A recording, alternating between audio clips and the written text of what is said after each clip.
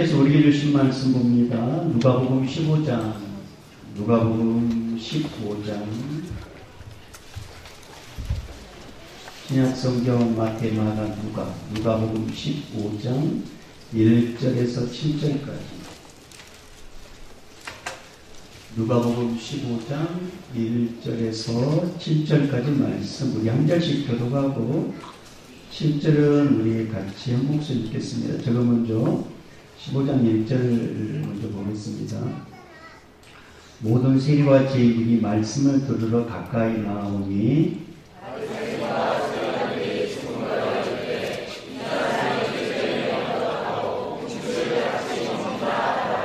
예수께서 그들에게 이 비유로 이르시되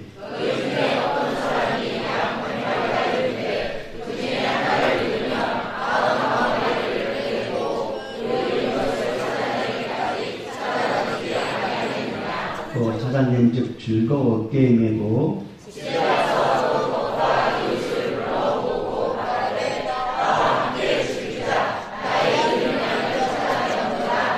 같이 읽겠습니다. 내가 너에게 이르노니 나같이 제일 한 사람이 회개하면 하늘에서는 회개할 것 없는 의인 99으로 말미암아 기뻐하는 것보다 더하리라. 아멘.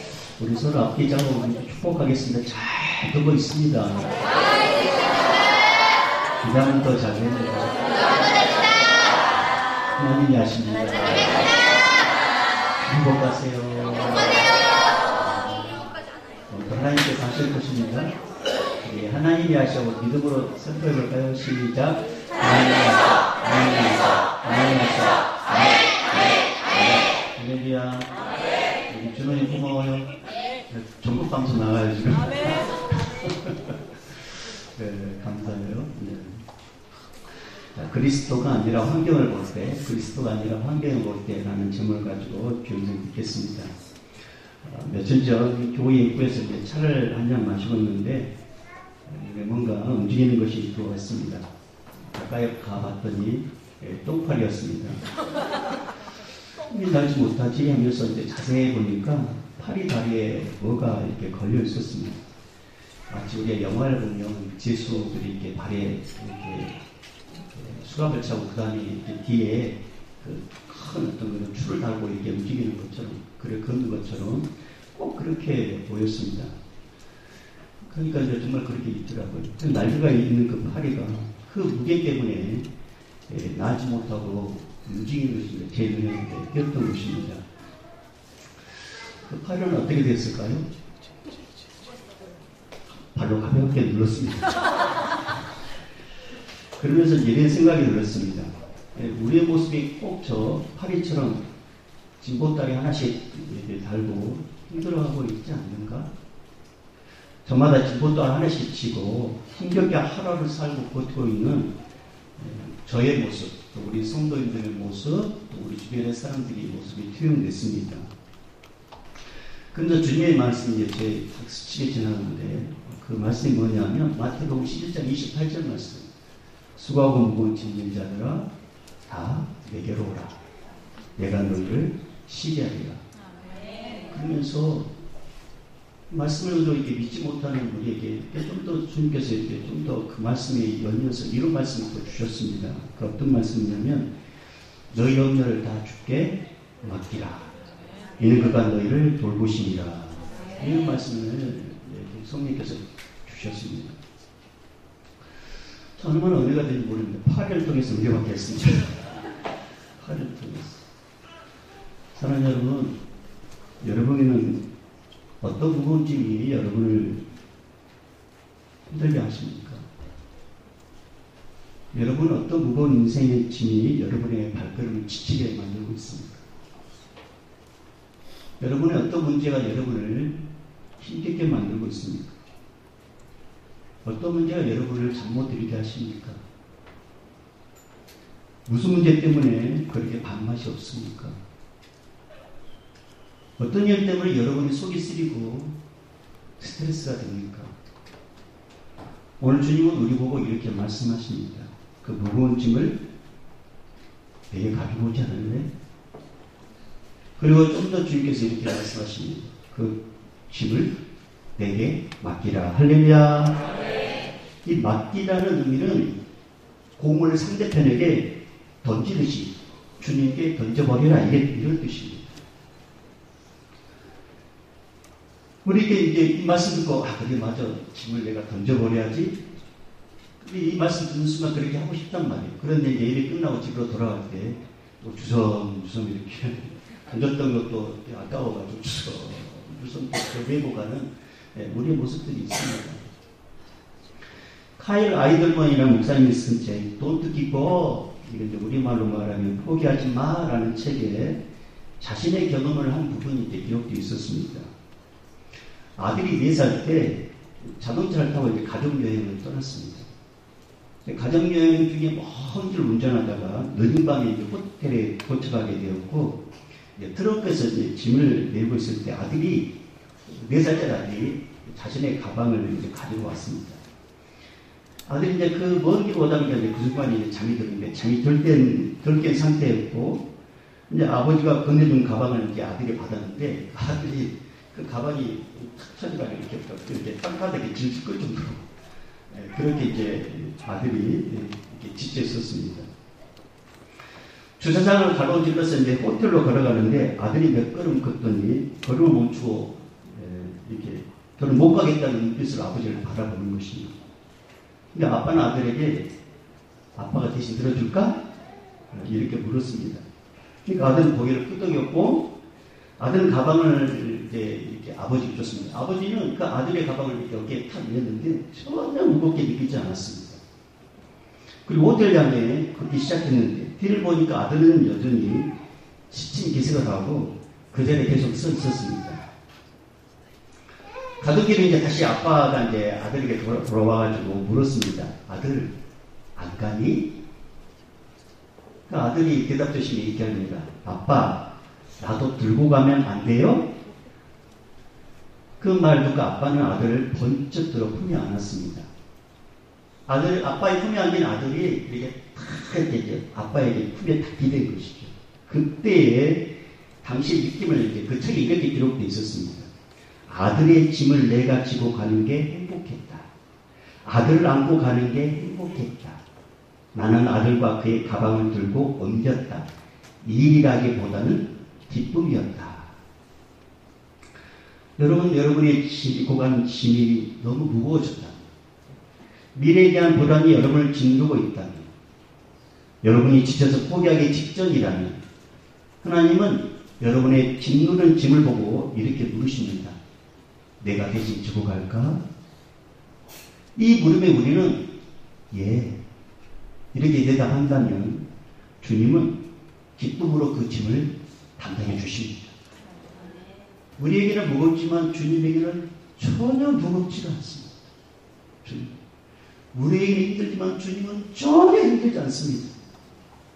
우리가 고전적인 이야기지만 늘 들어서 알고 있는 이야기지만 어떤 할머니께서 무거운 짐을 지고 길을 걸어가고 있었습니다. 어떤 트럭 운전사, 그 할머니를 트럭 집까지 태웠습니다. 운전자가 한참 운전을 가다가 백미러 길을 보니까 희한한 광경이 있어서 목격을 하게 됩니다. 할머니가 짐을 머리에 그대로 이고 있었던 것이 뒤에 트럭을 타고. 그러니까 운전자는 할머니 보고 할머니 무겁게 왜 이고 있으세요? 내려놓으세요. 이렇게 말하자 할머니가 이렇게 대답을 합니다. 내 몸 하나 태워준 것도 고마운데 내 짐까지 내려놓기가 미안해서 어떡해요? 여러분 꼭 우리 모습 아닙니까? 예수님은 인생이 무거운 모든 짐, 제 짐까지 담당해 주시려고 이때 오셨단 말입니다. 그리고 누군 예수 믿으면 자유입니다. 예수님 믿으면 주님께서 다 담당해 주신다 말씀하시죠. 인생의 무거운 짐. 그리고 예수 믿으면 우리 스스로 이 무거운 인생의 짐을 맡길 수가 있습니다.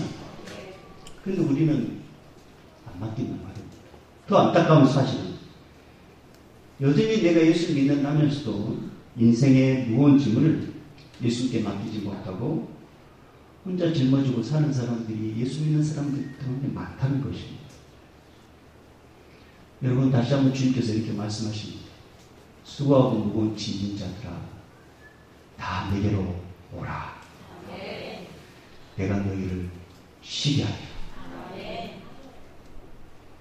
너희 염려를 주께 맡기라. 이 초대에 꼭 응하시길 바랍니다.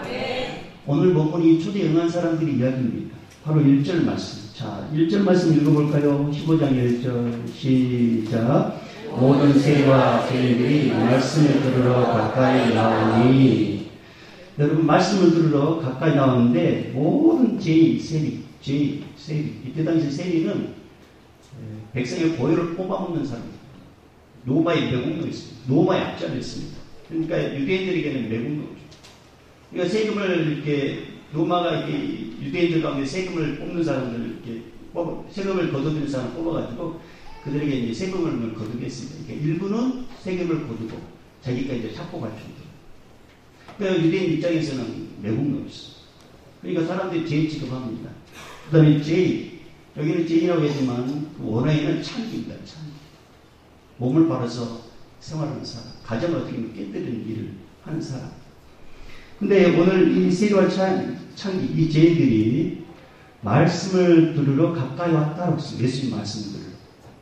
사랑 여러분, 기독교는 말씀의 종교입니다. 왜냐하면 하나님은 말씀으로 세상을 창조했기 때문에 그렇습니다. 근데 사람들이 하나님께서 보낸 사람, 자녀들에서 하나님께서 말을 해도 말귀를 못 알아요. 하나님께서 사람께서 말씀을 하고 자녀를 통해서 말씀하시는데 못 알아보고요. 그러니까 하나님께서 어떻게 하냐? 하나님이 자신 직접 인간의 모습으로 이 땅에 오셨는데 그분이 누구냐? 바로 예수 그리스도십니다. 이것을 우리는 성육신이라고 합니다. 성육신. 여러분 이 땅에 오신 예수님은 죄인들의 친구가 되어 주셨습니다. 뿐만 아니라 예수님은 하나님 나라에 대해서도 가르쳐 주셨습니다. 그러니까 세리와 죄인들은 예수님의 말씀을 들으면서 하나님의 나라에 대해서 알게 되었고 하나님 나라는 자신들처럼 죄인들도 회개하면 가는 나라라는 것을 이제 알게 됐던 것입니다.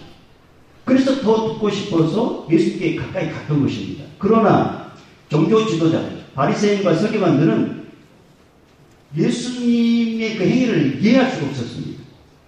죄인들과 함께하는 예수님을 용납할 수가 없었습니다. 왜 죄인들과 함께하냐 이겁니다. 그래서 순거였다고 했습니다. 순거였다. 이때 예수님은 100마리 양 중에 잃어버린 한 마리 양을 찾는 이 목자의 심정을 이해하면서 이 종교 지도자들의 잘못된 고정관념, 잘못된 생각을 이제 교정하려고 오늘 잃어버린 한 마리 양에 대해서 이렇게 비유로 이야기한 내용이 오늘 본문의 말씀입니다. 잘 들어보세요. 어떤 목자에게 100마리 양이 있었습니다. 여러분 목자는 양들을 먹이기 위해서 미리 풀을 찾고 물 있는 곳을 알아두었다가 그곳으로 인도합니다. 그러니까 양은 목자가 이끈 대로 따라서 가면 됩니다. 이제 그렇게 이제 목자에 따라서 이제 양들이 가게 됐는데 어느 시점에 됐을 때 목자는 양의 숫자를 한번 세어보았습니다. 그런데 한 마리가 없었습니다. 목자는 그 한 마리 양이 보이지 않으니까 그냥 갈 수가 없었습니다. 그래서 99마리 양을 들판에 내놓고 놔두고 그 잃어버린 한 마리 양을 찾아 나서게 됩니다. 왜냐하면 들판에는 사람 들짐승들이 물거리기 때문에 그렇습니다. 지체하는 만큼 양은 위험에 처한다는 것을 목자는 누구보다 잘 압니다. 뿐만 아니라 오늘 4절 말씀 보니까 목자는 양을 찾을 때까지 절대로 포기하지 않겠다고 이렇게 고백을 하고 있습니다. 자, 여러분 4절. 자, 4절 말씀 읽어봅니다. 시작. 너희 중에 어떤 사람이 양 100마리가 있는데 그 중에 하나를 잃으면 99마리를 등에 두고 그 잃은 것을 찾아내기까지 찾아다니지 아니하겠느냐. 여기 말씀은 찾아내기까지 찾아다니지 아니하겠느냐. 반드시 난 찾겠다. 이렇게 고백하는 데 출발한 것입니다. 사랑 여러분, 내가 지금 이 예배 현장에 있는 것은 포기하지 않는 하나님의 거룩한 집념이 있었기 때문에 이 자리에 있는 것입니다. 요한복음 6장 44절에 이런 말씀이 있어요. 나를 보내신 아버지께서 이끌지 아니하시면 아무도 내게 올 수 없으니 이렇게 기록했습니다. 이 예배 현장에 있는 것은 성령 하나님의 이끄심이었다는 것입니다. 그만큼 여러분을 하나님께서 사랑하십니다. 오늘 이제 목자는 모든 감각을 총 동원해가지고 잃어버린 양을 찾아 나섭니다. 그렇게 한참을 들판을 헤매는데 어디선가 희미하게 양의 울음소리가 들립니다. 목자는 양의 울음소리가 들리는 곳을 향하여 발걸음 옮깁니다. 손에 귀를 딱.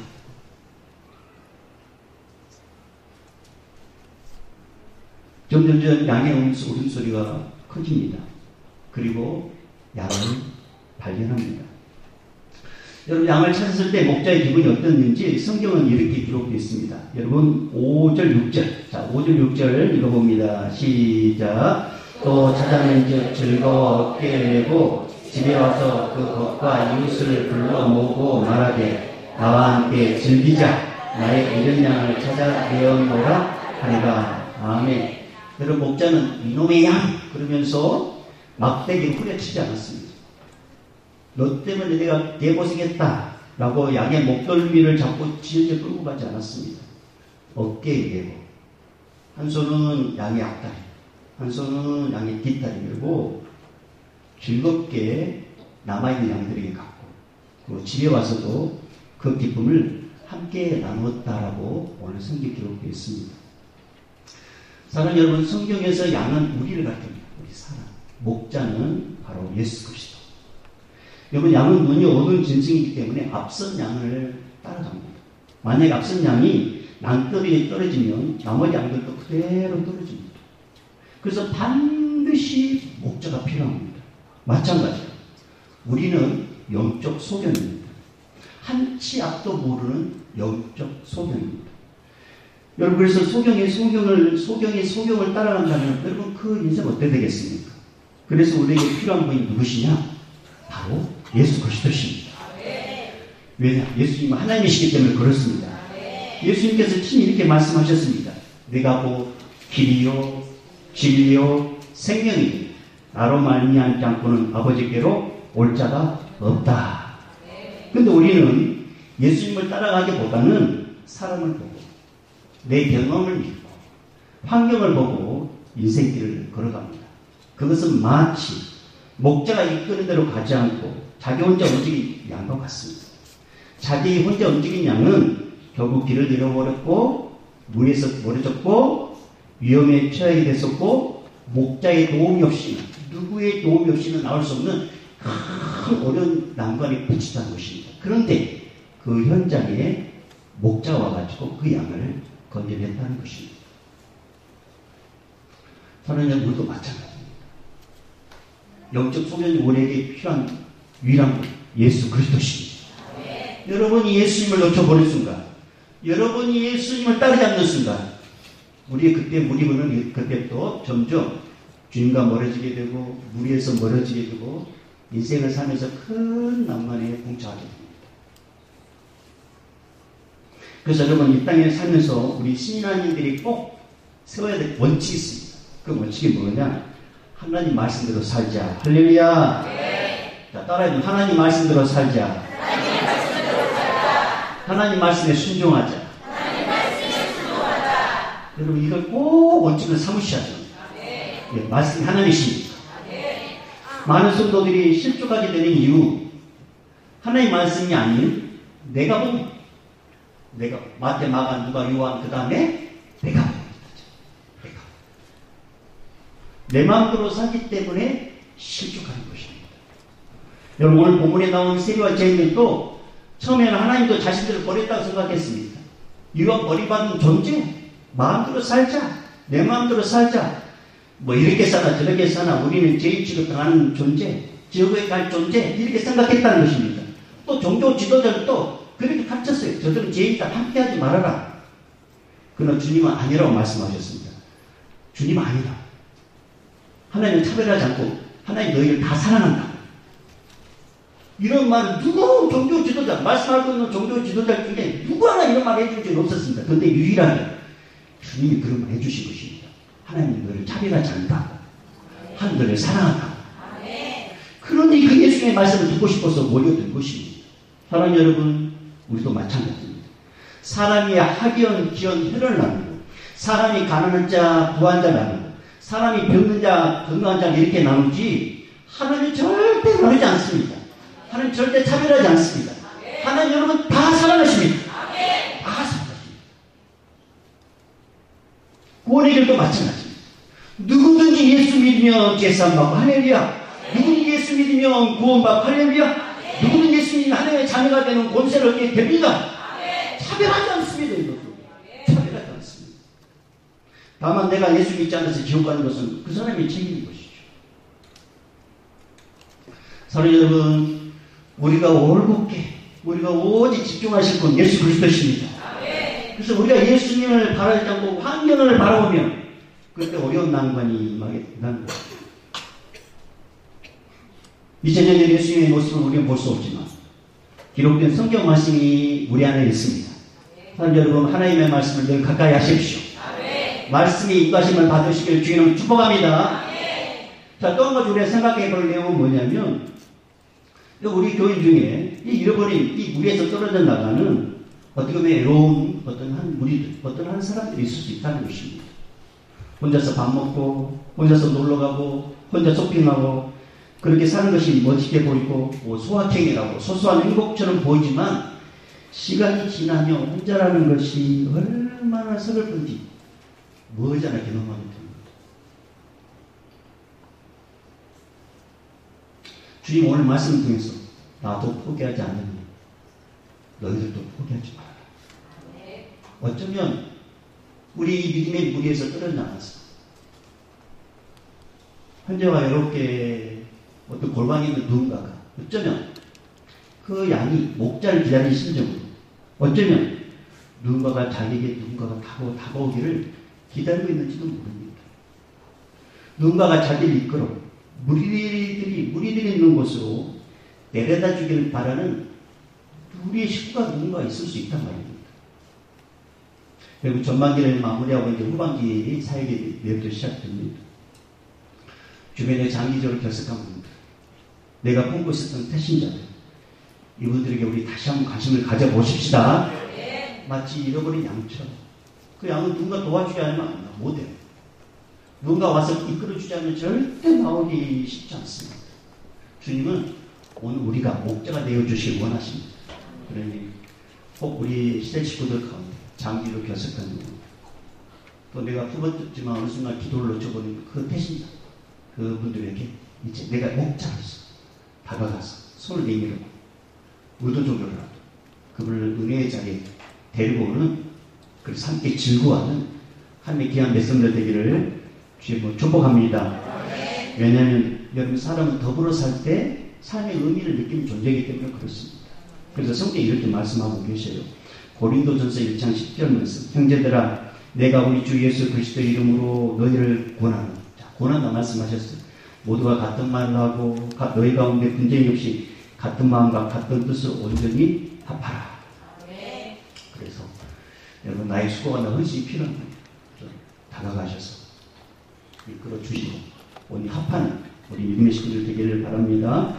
여러분, 또 한 가지 이 99마리를 놔두고 한 마리를 찾은 이 목자는 이런 의미를 또 갖고 있어요.